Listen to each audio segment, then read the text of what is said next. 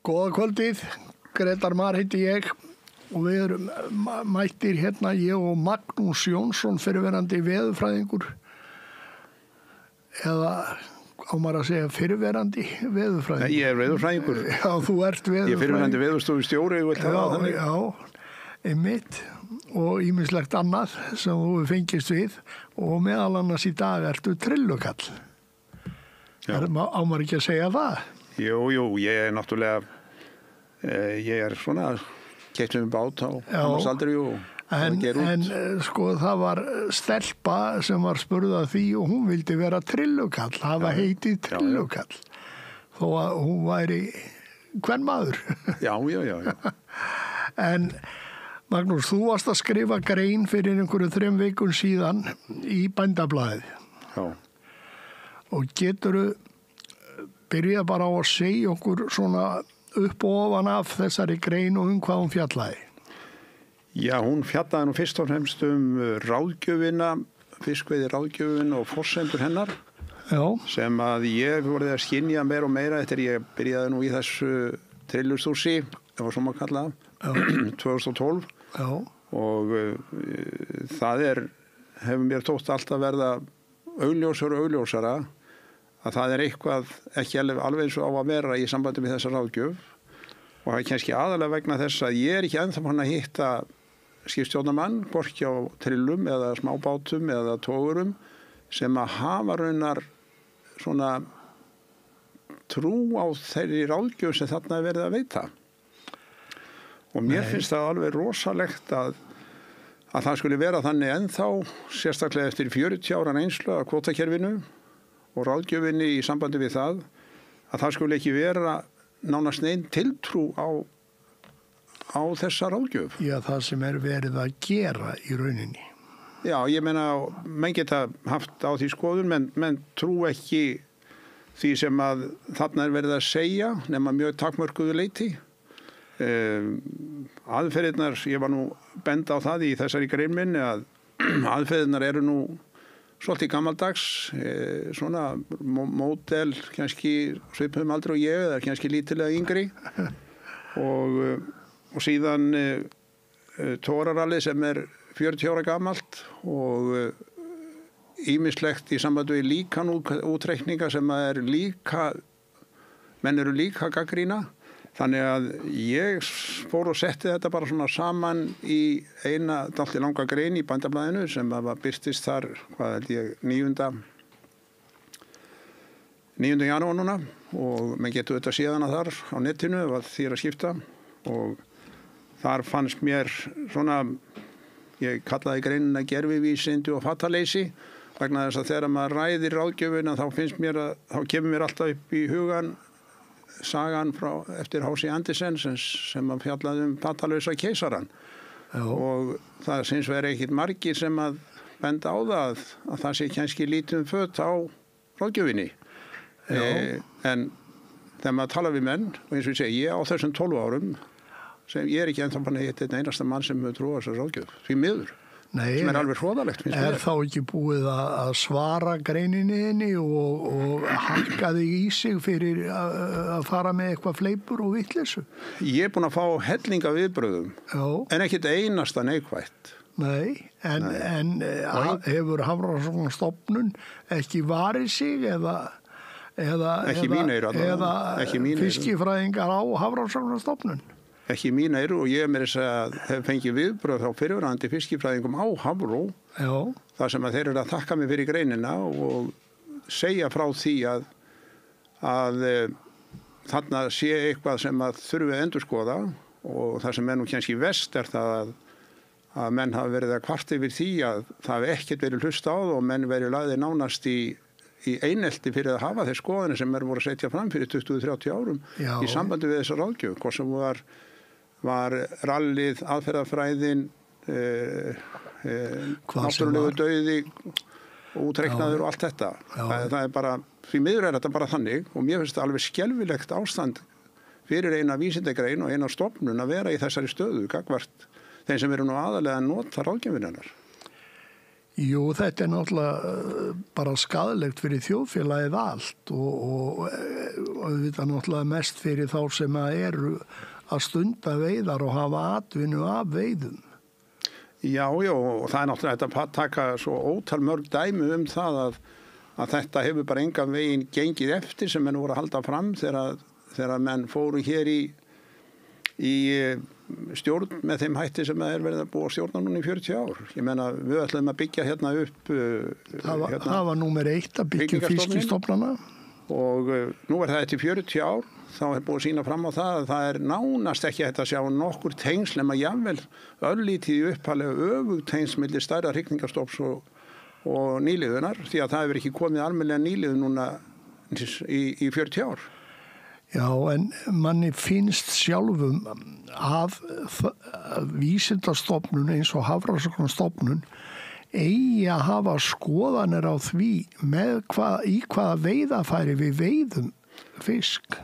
Það svo önnur hlið á þessu máli öllu saman að menn hafa náttúrulega verið að skipta skoðun og ég ber mikla vinningu fyrir mönnum sem geta skipt skoðun. Já, það allt í lagi og endur skoða það sem þeir hafa sagt í gær á morgun og tala nú ekki að það breytast einhverjar aðstæður og ýmislegt þess áttar. Meðan ég var að spá veðrið þá þurfti ég að skipta skoðun nokkur sinnum á dag. Já. Þannig að það mér ekkert mjög framandi að skipta skoðun en hins vegar finnst mér líka fullt eðlilegt að menn færu að endurskoða það sem menn múið að gera nú í 40 ár þegar ekki skila neinum árangri. Já, það er meðal annars það sem að maður veltir vöngum yfir af hverju eru menn svona fastir í farinu sem þeir eru búin að vera í 40 ár án árangurs. Því get ég ekki svara satt að segja þó að hvartið þetta manni að þarna geti verið eitthvað annað sem skiptir máli. Við vitum að það eru gríðarlegir hagsmunir í þessari grein ekki bara í sjávarútveginu sjálfum heldur meira og minna fjármálakerfið orðið mjög hagsmunatengt sjávarútveginum og það kannski ekki vel séð menn færa ruggan eitt mjög mikið þessum báti sko. Nei, en það náttúrulega komið alveg út úr korti þetta fjármálakerfi þegar þú kaupir veiði réttindi á 1 tonni af þorski á 7,5 milljón. Og þó getur selta á hverjum degi sem þú veiðir kíló af þessu tonni fyrir 600 krónur kílóið upp úr sjó þá þarftur mörg ár til að þessi fjárfesting borgi sig. Jú, en það var náttúrulega 1997 var leyft að veðsetja óveitan fisk sem ég held að hafi verið raunar alveg hroðaleg ákvörðun þegar það var gert. Já, stóð það ekki í 8 ár? Það stendur enn. Já, í rauninni gerir það reyndar farin aðeins svona fjallabaksleið í því. Já, ég hef ekki heyrt að það sé nein sérstakka takmarkanir á því og þessu Nei, þú þarft að vera veðsitja skipið sem veiðiheimildin á og síðan þarftu að mátt ekki hreyfa veiðiheimildir af skipinu nema með samþykki lánastofnunar sem lánaði peningana. Segir náttúrulega hvað eru miklir hagsmunir þarna gagnvart fjármálakerfinu. Já, það er það. Það er alveg rétt. Og allar viðbóta tegundir sem eru settar inn í kóta eins og skrápur, sandkóli og alls konar kvikindi, hlýri og hvað þetta heitir nú allt saman, að þetta er allt til að auka veðhæfni skipana þegar það er komið inn í kóta. Já, ég svo sem þekki ekki í smáatriðum akkurat þessa hluti sjálfur á enga kvóta og hef ekki verið að veðsetja eitt eða neitt. Þannig ég veit ekki alla reglur í þessu sambandi en hins vegar náttúrulega tekja eftir því að eins og segir að það er verið að selja þarna á 5-7 milljónir eða þessu afvel upp í 7,5 miljón tonnir óveitum fiski, óveitum þorski sem er náttúrulega algjörlega farsakent finnst mér sko. Já, maður bara klóra sér í haustum yfir því hvernig það er hægt. Já, það er svo sem En það náttúrulega grunnurinn að þessu í upphafi gjafakvóta kerfi þar sem menn fengu veiðiheimildir á þess að borga krónu fyrir það bara út á veiðireynslu sinna 3 ár þar á undan. Jú, einhvern veginn erum við nú að byrja á þessu og ég segi það náttúrulega einmitt það að þetta var gert eins og það var það sé náttúrulega hafi breytt íslensku samfélagi og tek svo... Já, sennilega ekkert meira af stjórnvaldsaðgerðum sem hafa breytt samfélaginu meira. Nei. Og búið til íslenska auðkýfinga og sett svo bæjarfélög og sveitafélög og verka fólk bæði til sjós og lands á allt annan stað. Ég sammála Styrmi heitnum Gunnarsinni sem sagði það að kvótakerfi var raunar upphæðið af hruninu. Já. Og ég held að það hafi svo sem ekki mjög mikið batna síðan samfélagið að þýleitt þessu leitinu til.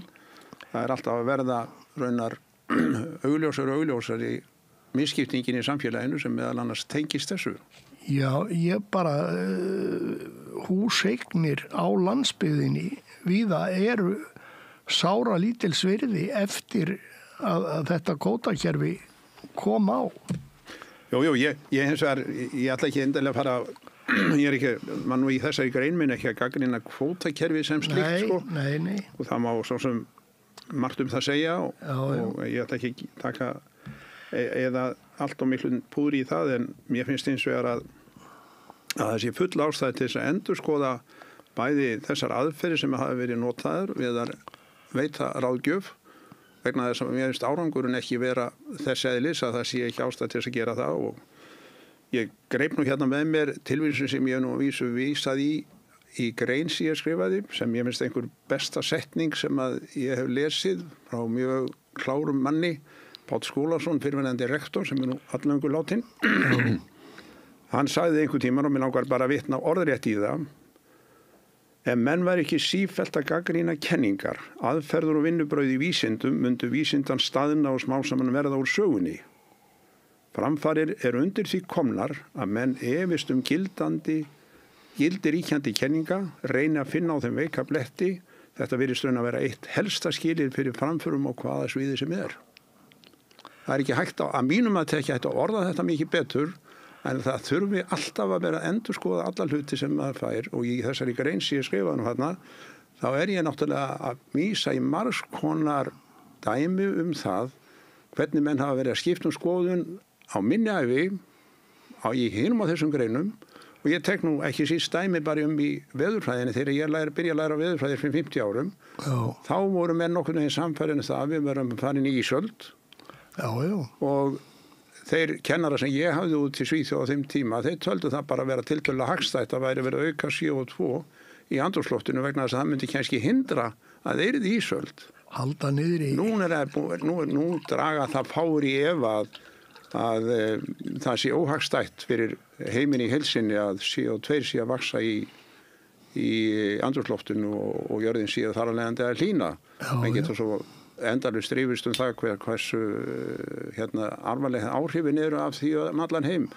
Ég ætla ekki að fara í þá umræðu, en ég bara segja að þetta teka þess að dæmi að vísindin eru alltaf umdeilanleg. Já, allavega mjög margt í þeim, og það þarf alltaf að vera að endurskoða það sem maður hefur gert, og ekki síst að maður hefur ekki séð það sannreynast sem maður hefur verið haldið fram fyrir svo og svo löngum tíma.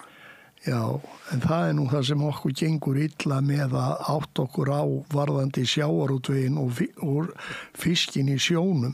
Hvað mikið af honum? Hvernig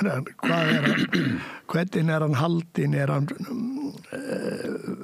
hann feitur og fallegur eða annað í þeimdur? Ég var nú að lesa bara núna daginn núna að það veri allir árgangar í þorskstofninum. Þeir væru að minnka eða léttast. Og þá getum við að spurt sig hvernig á að bregðast við því, eða á eitthvað að bregðast við því, og af hverju það? Það getur ekki eiginlega verið nema tvennt, annarkvært of mikið að fiski eða of lítið æti. Það er bara þetta tvennt sem kemur til greina. Já, í þessu tilfelli. Ég veit ekki hvort kannski hvortveggja, kannski einhver bland af einhverju. Jú, örugglega, það spilar allt inn í lífríkinu, þá það aðrir fiskar sem að éta, stóri fiskar éta litla fiska Heldur betur. og hvalir éta fæðu frá öðrum fiskum og aðra fiska og þetta allt, harmonerar allt saman. Nýlegar tölur át hjá hvalastofnunum í herf á Norður-Atlantshafi séu einhverja 13-14 milljónir tonna hefur séð. Já. Og það hlýtur að vera tekið einhvers staðar. Annarkvert það tekið bara með því að éta átuna beint eða það tekin áta frá einhverjum öðrum tegundum. Já, þetta spilar allt, harmonerar allt saman. Já. Það bara þannig. En ég kom inn á hérna áðan, Magnús, að Hafrannsóknastofnun ekki að hafa skoðun á því hvernig við veiðum fiskinn. Mér finnst það vera veikasti bletturinn á þeim. Að þeir skuli ekki leggja til að sé betra að veiða á vistvænar veiðafæri, króka, en í staðin fyrir bara troll, tóveðar. Já, ég nú aðeins búin að skoða þetta og sögun á bakvið þetta og þarna hafa þau þó að vera skipt skoðun vegna þess að ég held að það hafi verið sett fram í skýrslu sem var unnin á Hafró 1972 og þá voru þeir að leggja til þess að einmitt að friða fyrir trollinu. Það átti að vera 12 mílna tóveiðilandhelgi fyrir Norðurland og 6 mílna tóveiðilandhelgi við Vestur- og Suðurland ef frá verið talin einhver svæði inn á Faxaflóa og Breiðafirði. Þá var talið að við þyrftum að friða þessar togslóðir sem að í dag þykir sjálfsagt og fara jável miklu nær og svo verð ég að segja það líka að mér þykir mjög margt merkilegt í því hvernig menn hafa verið að afgreiða til dæmis dragnótina. Ég alinn upp við það Norður- og Sauðárkróki að dragnót var ekki leið á öllum firðinum. Nei. Og alls ekki inn í Héraðsvötn eins og núna búið að leyfa. Það má alveg fara með upp í dragnót upp í Árósa og það ekki bara neins smá skip. Ég var nú þarna á dragnótabátum, annar var 6 tonn og hinn var 17. En núna með að koma þarna 300 tonna skip með dragnót sem öflur á veiðarfæri heldur en trolli var fyrir 20-30 árum og henda því bara beint fyrir framan Héraðsvötnin og draga út fjörðin. Og það þykir ekkert og svo gera þeir skýrslu 2008 hjá Hafró og taka 4 höl á Skagafirðinum og segja ekki verður séð að það hafi nein áhrif á lífríki Skagafjarðar að stunda dragnóta veðar. Eftir 4 höl á nokkrum dögum komist þeir að þeirri niðurstöðu. Ég verð að skilja það alveg að ég hef fullna skilning á því að menn trú ekki öllu sem að þessi vísinda niðurstaða segir. Nei. En núna allavega þetta orðið þannig að menn eru núna jável í skini þess að minnka olíueyðslu, að hleypa toguruna í landi þessinu upp á bara 4 mílu þess vegna og dragnótavegun náttúrulega víða bara upp í fjöru. Bara vegna þess að það eyði minni olíu að þurfa ekki að sigla lengri eftir fiskinum. Þetta alveg ótrúlega rök finnst mér sko. Já. En í síðasta þætti sem við vorum með hérna þá var hann Sæmundur Ólason úr Grímsey að sýna okkur mynd af trolli og hvað fór mikið undir af fiski og var með rannsóknir niðurstöður sem Hafró hafi tekið í ásamt norskri Hafrannsóknastofnun og kanadískri og þau höfðu unnið þetta saman en við höfum aldrei heyrt Hafrannsóknastofnun minnast á þessa rannsókn og það var allt upp í 56% af fiski árgöngun sem fóru undir höfulínuna. Nei, undir neðri línuna eða fótreipið á trollinu sjálfu og bobbingalengjuna fór undir það eða rockhopper sem heitir í dag. Já, ég hef séð þessar myndir og þær eru náttúrulega mínum að mjög sláandi í sambandi við þessar tóveður og svo hef ég náttúrulega líka verið að lesa erlendar greinar þar sem að menn eru á þeirri vegferð að reyna frekar að draga úr botntrollsveiðum á slóðum tek dæmi Nýja-Sjáland að því veit svolítið það tek líka sumstaðar í kringum Bretlandseyjar og við sjálf Bandaríkin verið að draga verulega úr botntrolsveiðum. Tógveiðum. Já, tógveiðum og þannig að fyrst og næst á verið að tala sko tógveiðar með botnregnum veiðarfærum. En eru náttúrulega líka með flottroll og það eru náttúrulega líka einhverja takmarkanir sem eru nú ekki miklar hér á Íslandi. En það eru nánast engar ekki varðandi loðnuveiðar nema bara, þeir eru með næturnar yfir eiginlega bara þegar loðnugangan gengin upp að Hvalsnesi fyrir austan Hornafjörð og suður með landinu eða vestur með landinu að þá eru þeir að nota nótina en hinn tíman ef þeir mega veiða loðnu á haustin þá veiðar hana í flottroll og flottroll skaðræði fyrir... Já, það er allavega margir sem halda því fram. Ég hef aldrei verið á flottrolli og raunar hef ég ekki verið á trolli þá var það neitt túsi ég fór á tógar eins og niður. Já, en hérna þeir fullyrða það og loðnu skipstjórar sem voru á sínum tíma að byrja að veiða með flottrollum og hafðu verið áður að veiða með nætur á nótaveiði að þeir hefðu eitt skipstjóri sagði mér að ef hann hefði komið á sínu skipi og kastað með nótinni þá hafði hann fengið 1000 tonn en svo tógaði hann í gegnum þessa torfu sem hann sagðist hafa metið á 1000 tonn þá hérna náðan einhverju 300-400 tonnum en torfan sprungin í tætlur og hann þýtti ekki að snúa við og fara að reyna að finna hann aftur hún var komin í frumundir. Nei, þetta eru þetta margar sögur af þessum veiðiskap og norðmenn, þeir leif ekki flottrollsveiðar á makríl eða loðnu og ekki síld, þeir veiði þetta allt í nætur og þá hefur fiskurinn dreifð loðna, hún kemur í troll en þú farið ekkit dreifða, ef hún verulega dreifð, þá farið ekkit í nótin. En þetta náttúrulega bara hluti af þeirri stefnu að það eiginlega skipta engu máli hvernig fiskur drepinn, bara fiskur sé dauður fiskur og það skipta engu máli hvort hann tekin á færi. Jú, en ef þú drepur 1 tonn og það kannski eru annað eins, eða við skulum segja 300-400 kíló sem drepast við það og kom ekki inn í skipið. Drepast með því að fara í gegnum möskvana á trollinu eða undir trollið og annað þess áttar, þá erum við að gera ránt. Þá væri betra að veiða þetta á króka. Sjálfsögðu, það náttúrulega engin vafi í mínum huga að það er bæði besti fiskurinn og besta veiðiaðferðin fyrir utan það að það verður aldrei ofveitt með önglum. Nei. Og allra síst handfærum. Já. Og þess vegna finnst mér þetta að vera algjörlega galin fullyrðing að halda það skipti ekki máli, en það það bara held ég alþjóðlega viðurkennt að það skipti máli hvernig nú ert að veiða. Já.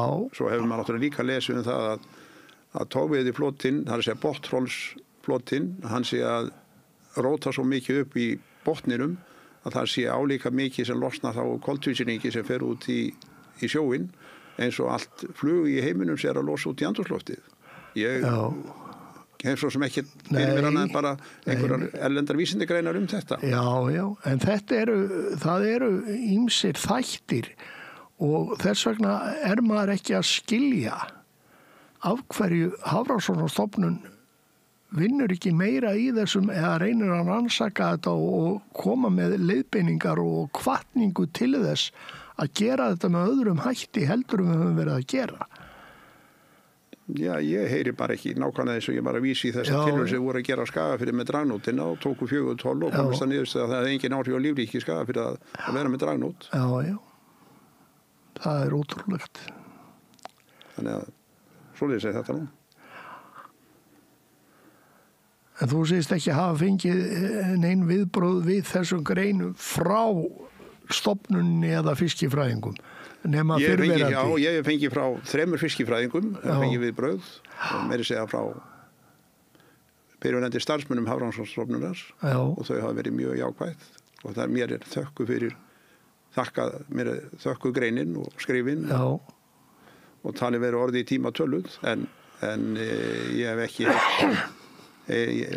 sko auðvitað þetta þannig það kannski hafa bara þeir samband sem að eru sammálaðir en hinnir láta ekki í sér heyra. Nei, maður hefði haldið það að ef þú værir að fara með einhverja vitleysu og eitthvað rangt mál, að þá myndu þeir nú sem varðhundar stofnunarinnar benda þér á það að þú værir að fara með fleipur eitthvað þess að þar. Já, ég læði þó nokkuð mikla vinnu í þessa grein, það skal alveg segjast, og ég allavega er alveg tilbúin til þess að ef það er einhvert fleipur sem ég er að fara með þá er ég alltilega að ræða það, en ég hef ekki heyrt það frá neinum sem að lesi þetta. Nei. En þetta, og svo náttúrulega horfið maður upp á það að alþingismenn og heilu flokkarnir segja ef við getum ekki treyst Hafrannsóknastofnun, hverju getum við þá treyst veiðiráðgjöf? Já, það er auðvitað allt í lagi, en mér finnst einhvern veginn að menn þurfi að horfa á árangurinn af ráðgjöfinni. Ég fór nú í gegnum skýrslunar sem voru skrifaðar þegar menn voru að taka upp aflaregluna. Og þá er það sagt hvernig hlutinni geti þróast innan einhvern next tíma. Það er stofni stækki og það er hægt að veiða þetta og þetta mikið, og það er, ég segi það að þetta er bara alveg ævintýraleg lesning með raunveruleikann. Við áttum til dæmis að hafa hér að meðaltali 30.000 tonna afla af rækju, svo dæmis er tekið. 10 árum eftir að þessar skýrslu voru unnar, þá var rækjustofnin nánast horfin af öllum flóum og fjörðum sem að menn voru að veiða þá, svona mikið af rækju. Menn töluðum að yrði hægt að veiða 300-400.000 tonn eftir einhvern next tíma ef við færum að ráðgjöfinni. Ég meina, við höfum aldrei nálgast 300.000 tonnin og erum miklu nær 200.000, og meira segja 2 árum eftir að ein skýrslan kom út sem var lagt til að yrði farið í 22% aflareglu, að þá var ráðgjöfin 130.000 tonn og stofnin komið niður í það lágmark, bæði veiðistofnin og hrygningarstofnin, að menn hefðu aldrei séð hann aðeins. Nei. En þeir tíndu nú þarna einu sinni 500.000 tonnum eða 600.000 tonnum. Ég meina, ég veit ekki hvort að menn tína einhverju, ég held að þetta sé allt saman byggt á einhverjum útreikningu, á einhverjum forsendum, en gefa sér til dæmis að það sé alltaf sami náttúrulegi dánarstöðullinn, 0,18%. Já, 16 eða 18%. Og sem að ég trú ekki að geti verið rétt. Nei, ég meina náttúrulegu dánarstöðull hlýtur að vera breytilegur eftir aðstæðum í hafinu á hverju tíma. Já, manni finnst það allavega eðlilegt, og svo náttúrulega finnst mér múðalega skrítið að menn skuli geta reiknað út stærð á hrygningarstofni eða veiðistofni upp á kannski þúsundasta part úr prósentum, þegar við getum ekki eins og talir júpunnar og minkin á landi. Rétt að við kannski komist nálægt til að telja hreindýrin. Já. Nei, þetta er dálítið merkilegt, og maður náttúrulega er að hvetja fólk í stjórnmálum til þess að skoða þess og spurja af hverju er þetta svona? Hvað er? Til þess var ég að skrifa þessa grein, að mér finnst vera full ástæði til þess að menn spyrji spurninga og reyna að leita svara, og ég vil að fara þá onni í það og fá kannski fleiri til þess að svara þessum spurningum. Og fá álit annara. Já, það er að fá álit annara, og það má hugsa sér að það sé bara algjörlega óháð hvort öðru, að menn fari bara onni í sauman á því hverju þetta er að skila. Og því að það er náttúrulega alveg ljóst, eins og þú segir, að stjórnmálamenn hafa ekkert mörg tækifæri til þess að taka mark á öðru heldur en því sem að kemur frá Hafrannsóknastofnun og til þess gerð. En það náttúrulega er galli á Íslandi að við erum bara með eina Hafrannsóknastofnun. Já, galli. Ég held að sé nú ekki nema ein Hafrannsóknastofnun í Noregi, svo dæmis tekið. Er ekki 2? Nú er það 2, en það er náttúrulega oft á tíðum sem að Hafrannsóknin er líka tengdar miklu meira háskólum. Og þær eru örugglega í samstarfi líka sín á milli og í alls konar rannsóknum og allavega. Ekki síst gagnaöflunin, það eru auðvitað bara, ég meina, það eru auðvitað. Og það getur verið meiri að sé sama yfirstjórn yfir þessu þess vegna, sko. Þekki það bara ekki. En þetta verið að skoða þessa hluti svona meiri yfirvegun hjá Norðmönnum heldur nokkuð tíma nokkur. Þeir eru til dæmis núna að skerða þorskveiðar hjá sér í Barentshafinu 35%, en þeir láta það bara bitna á stóru skipunum. Já, Barentshafið náttúrulega alveg sér kapitúli út af fyrir sig og það náttúrulega opbóðslega erfitt að eiga við það með Rússana, sérstaklega í þeirri stöðu sem þeir eru núna. Þeir eru í einhverju samstarfi, en það sjálfsagt í skötulíki núna út af stríðinu í Úkraínu og annað þess áttar. Og það eru náttúrulega þekktar alveg rosalegar sveiflur í náttúrunni, þorskstofninni. Ég gleymi því ekki til dæmis 1990 þegar Hafrannsóknastofnun taldi að það myndi ekki veiðast neitt þorskur næstu 10 árin í Barentshafi sem heiti gæti. Við munum smugu veiðina hérna 1995, 5 árum síðan. Menn höfðu aldrei komist í annað en smók íslensku togararnir. Ég man eftir grein sem að Jakob Jakobsson skrifaði 1991 og talaði það að það væri til fyrirmyndar veiðistjórnun við Nýfundnaland, en eftir því sem austar drægi í hafinu, Ísland, Færeyjar, Noregur, það væri það verra og vitlausara. Já, sko, við vitum þá hvernig hlutinni þróist við Nýfundnaland. Já. Flotinn var bara sigl í land, það var engin fiskur lengur til. Árið eftir, þá bara var fiskþurrð við Nýfundnaland. En svo fór að koma upp veið í Barentshafinu. Sko, ég segi það bara, ég ber mikla virðingu fyrir Jakob Jakobssyni. Ég átti við hann mjög ljúf samskipti þegar hann var forstjóri Hafró og ég var á Veðurstofunni. En það bara ekkert óeðlilegt og menn hafi rangt fyrir sér. Og því þýðir ekkert að bara viðurkenna það stundum þegar það orðið augljóst nánast öllum. Nákvæmlega eins og með keisana sem var nakinn þó enginn þyrfti að segja það. Nei. Hvorki fjölmiðlamenn eða aðrir sem voru að horfa. Það nákvæmlega sama. Fjölmiðlamenn ræða ekki lengur fiskveiðiráðgjöf eða fiskveiðar yfirleitt hér á Íslandi núna í dag. Nei, og yfirleitt bara heyrir ekki umræðum sjávarútvegsmál í fjölmiðlum. Það eins og það sé bara komið í veg fyrir það að það sé verða að fjalla sjávarútvegsmál. Ég trúi ekki að sé verða að koma í veg fyrir það, en það bara ákvörðum fjölmiðli sem verður ekki að fjalla þau, sko. Já, en hverjir eiga fjölmiðluna? Hverjir eiga mokkan? Já, það er efni í annan þátt, Grétar, ég ætla ekki að fara að ræða það. Já, hverjir eiga hafa stjórna meiri hlutanum hjá RÚV líka? Já. Jú, en mér finnst þetta mjög mikið umhugsunarefni hvernig þessum málum háttað í dag og ég til dæmis set nú fram þá spurningu í þessari grein minni hversu margir stjórnmálamenn, þingmenn, ráðherrar, fjölmiðlamenn og fleiri hafa raunar kynnt sér eða kynna sér þessar aðferðir, fara yfir þær og sjá hvernig árangurinn hefur verið síðustu 20, 30, jável upp í 40 ár en það virðist ekki vera til. Nei, og það eru líka margir það eru örfáir sem hafa hreinlega mýðis altan sjó eða dýft hendi kalt vatn. Það galli við þetta. Ég vil nú ekki vera að flokka neitt fólk eftir því. Menn geta verið mjög... Já, ágætir þú hafi ekki mýðis altan sjó og þú hafi ekki dýft hendi kalt vatn. En það breytir dálítið hvort að fólk alið upp við sjávarsíðuna og hafi kynst þessu einhvern tíman á lífsleiðinni hvað að starfa við þetta og hvernig þetta gengur fyrir sig veiðar og vinnsla og annað þess áttar. Þú getur miklu betur áttað þig á því hvað þarf og hvað á ekki að gera og hvað á að gera. Það náttúrulega það sem að sjávarplásin út all land eru raunar að benda á oft á tíðum stjórnendur þeirra.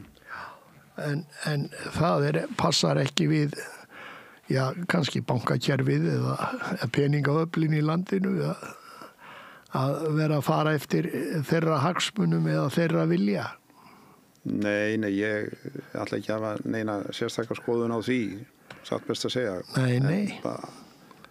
En ég held að þetta sé bara svona að það menn halda að þetta sé raunar en endanlegi sannleikur og hann sé að hafinn yfir alla gagnrýni. En ég vísa bara aftur í það sem ég las hérna áðan eftir Pál Skúlason að það forsenda framfæra að efast og vera að reyna alltaf að finna einhverja nýja og veika bletti á því sem hún hefur haldið hingað til. En hérna, ef við tökum veðurfræði til samanburðar, hafi ekki orðið töluverða breytingar hjá veðurfræðingum síðustu 40 árin? Það náttúrulega svo mikla breytingar að það engulagi líkt sko og það verður nú hægt efni í annan þátt hérna en þegar ég byrjaði að spá veðri og það fyrsta spáin sem ég ger 1979 þannig að það orðin 45 ár síðan og þá hafði ég enga tölvuspá. Ég hafði ekkert annað en bara veðurathuganir og teikna kort. Þá voru veðurspár meir og minna það sem maður getur kallað menntaða ágiskun. Og á þessum tíma og maður náttúrulega reyndi það með lengsta sem maður gat sagt einhverju horfur og á öðrum degi. Í dag þetta orðið þannig að tölvuspárnar eru algjörlega búin að taka þetta yfir, alla útreikninga og þær eru það góðar að ég fullir í það að 4 daga veðurspáin í dag betri heldur en sólarhringsspáin var hjá mér þegar ég var að byrja að skrifa veðurspár. Og jafnvel getur verið lengra fram í tíman. Þannig að það orðið algjör bylting í þróun veðurfræðinnar að þessu leitinu til. Enda náttúrulega erum við að fást við svo miklu einfaldari hlutir heldur en lífríki hafsins er. Við erum að fást við dauða náttúru. Þannig að þættirnir, þó að það sé margir þættir sem skipta máli í veðri, meðan annað samspilið við hafið og tengslið við sjóinn og ég veit ekki hvað sem að, en enga síður miklu auðveldar að herma eftir öllum þessum þáttum sem eru tengdir veðri og veðurspám, heldur en nokkuð tíman að herma eftir lífríkinu sem að Albert Einstein sagði nú við þekktum minna af lífríki hafsins heldur en við þekktum sólkerfið fyrir 60-70 árum. Og ég held að það jafnvel megi halda því fram að þetta í dag. Þannig að það ekki neinu saman að jafna þróun í veðurspám að þessu leitinu til og þróun ég meina bara þróun sko í rannsóknum almennt. Þær hafa breyst svo mikið, þú ert að segja það, og það hefði maður haldið að þróunin og breytingarnar hjá Hafrannsóknastofnun að þeirra þætti að þeir til dæmis ekki sé ástæðu til þess að vera með eins togarral núna og þeir voru með fyrir 40 árum. Er það ekki hugmyndafræði frá þennu bak fyrir allið að það sé með að veiða með nákvæmlega sama hætti og sömu veiðarfærum eins og bara það er hugmyndafræði á sömu slóðum og það er bara svo breytilegt eins og veðrið að veður breytist og hitaskil breytast og allt því tilheyrandi og hitastig ræður oft lífríkinu í hafinu. Hvar fiskur heldur sig og annað þess áttar. Já, ég bara segi það að vísindagreinar, náttúruvísindagreinarnar sem að þó eru flóknar meðan annars bæði eldfjalla og jarðskjálftagreinarnar sem að ég þekki nú líka allvel að þetta verið jafn lengi á veðurstofunni eins og ég var að það orðið alveg stórkostlega framfæri líka sérstaklega í eldgosafræðunum og það náttúrulega byggist ekki síst á því að við erum að fá gögn sem eru sko langt yfir því sem maður lét sér dreyma fyrir 40-50 árum. Enda sá við það náttúrulega þegar byrjaði að gjósa í Vestmannaeyjum þá gerðist það nánast fyrirvaralaust. En ég ætla ekki verið í kringum 2000 þá var fyrsta gosspáin gefin út á veðurstofunni og þá byrjaði að gjósa í Heklu hálftíma síðar. Þannig að og svo sjáum við náttúrulega hvernig hlutinir að vera að þróast hérna á Reykjanesi. Það alveg ævintýralegar breytingar. Það eru bara komnar ákveðnar bara líkur á því að verði gos eins og þið sögðu bara síðast í dag bara næstu mánaðamót. Ekki næstu, Ég næstu ekki huga að draga það ég að það sé, þó að það sé náttúrulega útilokað að sjá það en þá nákvæmlega hvar það verður eða nákvæmlega hvaða daga en þessar mælingar á þenslunni þarna og söfnun á kvikunni. En þetta samanborið við fiskifræðina? Í sjálfum sig get ég ekki verið að bera þetta neitt saman að öðru leyti því að eins og ég sagði áðan, þetta annað er ólífræn náttúra. Já. Og hún hlýtur að vera miklu einfaldari heldur en lífræna náttúran. Já. Og svo þegar það bætist inn í hegðan mannsins sem að getur haft líka verulega áhrif. Jú. Hvernig við erum að taka og umgangast veiða. Lífrænu náttúruna yfirleitt. Já. Og við sjáum það náttúrulega bæði á sjó og landi. Hvernig hérna náttúran getur verið að breytast og við erum náttúrulega alltaf að læra nýja hluti og það kemur náttúrulega meðal annars í ljós hvernig við erum að fara með náttúruna víða í heiminum. Já. Á skelfilegan hátt oft á tíðum, ofnýtinga á auðlindum og eyðilegginga og alls konar gróðri og umhverfi, mengun, bæði í lofti og sjó og vatni. Jú, en svo bara stoppa maður, eða ég geri það að ég stoppa við þessa spurningu þegar að aðalstofnunin, rannsóknarstofnunin, hafrannsóknarstofnun tekur ekki afstöðu til veiðarfæra. Það er bara hlutur sem ég á ægilega erfitt með að skilja. Já, og ég sé ekki hvaða rök eru fyrir því sem þeir hafa á bak við þetta að taka ekki afstöðu til veiðarfæra. Já, ég vísa bara aftur í það sem ég var að segja frá 1972. Þá höfðu þeir afstöðu til þess. Já. En í dag virðist þær ekki hafa afstöðu til þess. Ég vil þó að það sé nánast allan heim verið að tala að það sé skipti máli með hvers konar veiðarfærum menn sé að veiða. Já. En segir það okkur ekki að það þarf að stokka upp vinnubrögð Hafrannsóknastofnunar? Þessi grein mín bendir til þessu. Já. Það er þessi margt sem að þurfi að skoða upp og nýtt. Já. Og sjá hvort það er ekki hægt að gera eitthvað hlutina öðruvísi í ljósi þess að okkur hefur tekist að byggja hrygningarstofnun upp í hann fóru með þess að upp í 600.000 tonn sem var það mesta í 60 ár. Það breyti engum í nýliðunina. Ég sé ekki annað en að það er eina sem hefur breyst virkilega. Það er að við erum að veiða núna miklu þyngri fisk. Heldur en við veitum, til dæmis þegar ég nú fyrsta skipti á sjó 1959, þá 11 ára gutti, þá var meðal þyngd á fiski sem við vorum að draga á Skagagrunni, hann var innan með 2 kíló. Ég fullir í það að meðalþyngd á fiski núna sem við höfum verið að draga á Skagagrunni undanfarin ár er yfir 4 kíló. Það kemur náttúrulega líka fram bara í öllum tölum frá Hafró. En svo er hann aftur að byrja að fara í megrun núna. Jú, ég veist vona að það verði eitthvað tímabundið en það líka stefni nú ekki gæfulega núna með loðnu, þannig að einhvers staðar hefur hún verið annarkvært drepist eða étin eða kemur ekki eða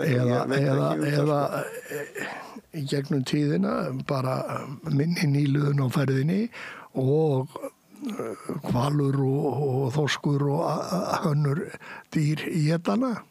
Já, ég er náttúrulega þeirra skoðunar að það sé fáránlegt að vera að friða hval algjörlega. Ég veit það að okkur myndi aldrei dett í hug að fara að veiða eitthvað að ráði af hval sem myndi hafa áhrif á þessar ætistölu sem ég var að náðan. Nei, það hefur hvalveiðar þó að hvalur veiði mikið þá er ekki engar veiðar sem að trufla lífríkið að neinu marki. Nei, ég man ekki hvað eru mörg 100.000 dýra sem er talin vera hvalir hér hérna í kringum Íslanda. Ef það eru 40.000 langreiðar á norðurhveli jarðar og þó að við veiðum 200 þá er það lítið og skiptir litlu máli. Það skiptir engu máli, hvort sem ekki hvort eftir stofnin. Ekki á neitt nátt, hvernig sem að það er hort. En Þessi grein þín, hún hefur svona boðar það raunverulega eða hvetur til þess að menn skoði þessa hluti upp á nýtt. Já, mér finnst allavega að vera full ástæð til þess og ég væri í þeirri stöðu að menn tryðu ekki ennþá til dæmis á veðurspár sem væri gefna út á veðurstofunni og hefði ekki gerst í marga áratugi almennur, þá held ég almenningur, þá held ég reyna að beita mig fyrir því að við gerum þetta einhvern veginn öðruvísi heldur en einhvern til hefur verið gert en það er auðvitað geta verið einhvers önnur sjónarmið sem ég þekki þá ekki til. Nei en manni finnst það bara gefa auga leið, bara vera rökrétt að fara eitthvað onni í sauman á þessu og skoða þetta betur. Tilverðin ekki alltaf rökrétt. Nei, það er svo allur alveg en það er daldið skondið að ná ekki að ná neinum árangri í neittneri kvótasettri tegund að byggja upp neina stofna. Ekki bara byggja upp, sumir þeirra hafa bara nánast horfið. Eins og ég segi, það var gert ráð fyrir því að við getum verið að veiða 30.000 tonna rækju. Hvar er lúðan, hvar er humarinn, hvar er rækjan og lengi má telja sko. Keila, langa og þetta bara, það er endalaust hægt að telja. En allavega, ég er svo sem ekki mjög mikla þekking á þessu, ég bara sé að það er eitthvað að. Það er eitthvað að, já. Það er eitthvað að. Það getur ekki annað verið en að sé eitthvað að. Og þetta skiptir þjóðfélagið ekkert smá máli hvort þú ert að veiða 300.000 tonna þorski á ári eða 200.000. Nei, Hafró fór nú með þess að í kringu 1972 eftir þeim, ef það væri farið að þeim tillögum sem þeir voru þá með, þá getur við farið upp í 500.000 tonna jafnstöðu afla. En þeir voru nú konið talsveit neðar þegar maður komið fram með 1990 þá voru konið í 300-350. Jú, þeir lækkuðu sig frá 83, þá voru þeir með að jafnstöðu afla á Íslandi yrði 450.000 tonn af þorski. Og það væri bara 200 milljarðar á ári í aukna tekjur inn í þjóðfélagið. Ef það væri, svo tala væri uppi. Það hefði kannski einhver áhrif á verðið á fiskinum eða veiða í staðið fyrir 200.000 tonni að vera 400. Ekki á heimsmarkaðsverð þó það væri 200.000 tonn veitt í viðbót.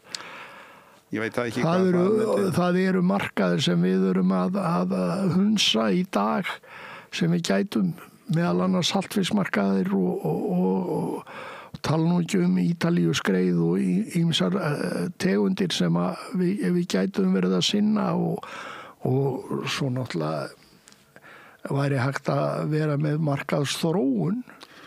Jú, hins vegar auðvitað líka svo margir þættir sem geta verið að spila það við sjáum bara hvað það hefur haft mikil áhrif að var styrjöld milli Rússa og Úkraínumanna. Þannig að þetta hefur haft áhrif á fiskverð Já. Það er engin spurning það að það er svo margt sem getur komið upp á og eftir að koma upp á sem hefur áhrif á allt frá olíuverði og öðru. Já, mikil óskum.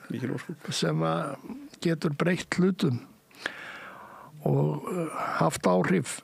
En eins og ég segi, strandveiðibátur sem veiðir á krók getur ekki verið annað heldur en þjóðhagslega arðbærasta einingin að því leyti að hann mengar lítið minnst per kíló og ef það mætti nú meira veiða tonn á dag þá er það ennþá hagkvæmara eftir því sem maður fengi að veiða meira. Jú, eins og náttúrulega maður getur og síðan er hann með hráefni sem að fiskvinnslustöðvum án útgerðar vantar í land og kemur með fiskin á þeim tíma sem er fiskvöndun inn á markaðin og fleiri þættir sem að Jú, það er svo önnur hlið á þessum málum þessar en ég tók eftir grein sem eða viðtal sem var við Árna Sverrisson þar sem hann minnist á það að fiskverð á strandveiðibátum sé lægra og það er hlutur sem ég get ekki séð eða skilið hvernig hann fær út. Ég skal bara játa mig að ég hélt að þetta væri þannig að fiskverð á handfæra bátum og línubátum væri almennt það hæsta sem þú fengir fyrir fiskinn sko. Já. Og talsveit mikið hærra heldur en til dæmis tórafiskurinn. Já, það er og það. netafiskurinn þess vegna. Það er það. En auðvitað verður maður að passa sig á að bera þarna saman rétta hluti vegna þess að þú ert kannski að fá stærri fisk í net, þar alveg í net, dýrari, heldur en smærri fiskurinn á línu og handfæri. En ferskleikin er auðvitað meiri. Það sem er kannski lagt mest upp úr í ferska fiskinum, í flug eða skip, það er að segja flaggaður fiskur og róðurreifinn jafnvel eða hvernig sem er, hvort sem hann er sendum í skip eða flugvél, það eru hæðstu einingaverðin sem þú farð fyrir hvert kíló og þar er kannski vinsalasti fiskurinn í það 4,5, 5 til 7 kíló. Já, það er náttúrulega mjög hagstæð þyngd, svona 4 til 6 kíló eitthvað svoleiðis sko. En aðeins smærri, 3,5 eitthvað svoleiðis. Það finnst mér besti fiskurinn sko, 3 til 4 kíló finnst mér besti fiskurinn, en það er ekki endilega víst að það sé hæsta verðið fyrir fiskinn. Nei, en það er hæsta verðið á mörkuðunum er borgað fyrir þennan fisk, ef hann til dæmis línu fiskur af dagróðra bát sem sett inn á markað, þá eru þetta hæstu verðin. Jafnvel hærri heldur en fyrir stóra fiskinn. Getur verið, ég þekki þetta ekki í smáatriðum, þannig að ég vil ekki taka eða stærsta fiskinn. En allavega það er náttúrulega hreinlega stærðatengsl við verðið sko, öllu jöfnu er það. Og þegar að menn voru að gera út á neta þá einhverju gagni og sett inn á fiskmarkað, þá fór netafiskur á ágætisverði, en hann var kannski ekki jafn hár og af línubátunum. Nei, og svo er það nú vísu þannig að netafiskur er nú miklu betri núna heldur en var þegar við vorum ungir, þegar ég var ungur allavega, það þóttu nú ekki tiltökum mál, þá verið gert 2,8, núna er netafiskur alltaf dregið 1,8. Já, ekki bara 1,8, það er stór hluti af fiskinum er bara lagt á mótnana og dregið eftir 2-3 tíma. Bara nánast eins og lína. Já, það bara er með þeim hætti. Já, þetta er svona með ýmsum hætti.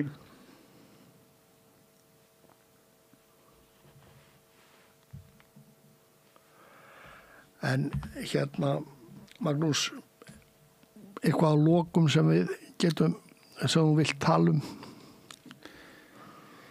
Nei, ekki neitt sérstaklega öðru leit en því að ég segi bara enn og aftur, mér finnst einhvern veginn að það sé komin tími til þess að menn fari að endurskoða þessar aðferðir og þessa stefnu og þessi mál sem að tengjast ráðgjöfinni og rannsóknunum. Vegna þess að ég trú ekki að það sé ekki hægt að gera betur heldur en þetta með því að beita nýjum aðferðum. Já, skoða þetta svona og finna leiðir til þess. Já. Myndirðu ráðleggja að það eru fengir erlendir aðilar til að taka út svona vinnubröð? Ég held að sé full ástæð til þess að gera það, já. Það þyrfti að fara í einhvers konar úttekt á því hvernig þetta hefur gengið og ég held að það sé náttúrulega lang eðlilegast að við myndum fá erlenda aðila og einhver aðila sem eru þá algjörlega ótengdir hagsmunaöflum og ekki bara það heldur. Og pólitík á Íslandi.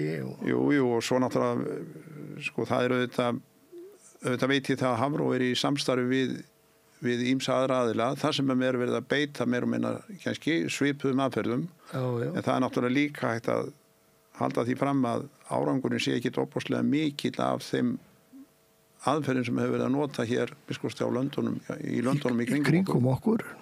Þó ég þekki það nú ekki í neinum smáatriðum, en maður heyrir það þó að fiskveiðar í Norðursjó gangi illa, Eystrasaltið það er líka kaput, mjög illa sett og það er helst Noregur að Noregi gangi sæmilega, Færeyingur gengur illa. Er örugglega víða rányrkja í því það sem að menn ekkert að gefa neitt upp, nota veiðarfæri sem að eru óleyfileg og ég veit ekki hvað. Já. Þannig að það þarf að gerast af einhverjum sem að hafa enga hagsmuna að geta. Já, geta svona hort á þetta hlutlust. Já. En þá látum við þetta gott heita í dag.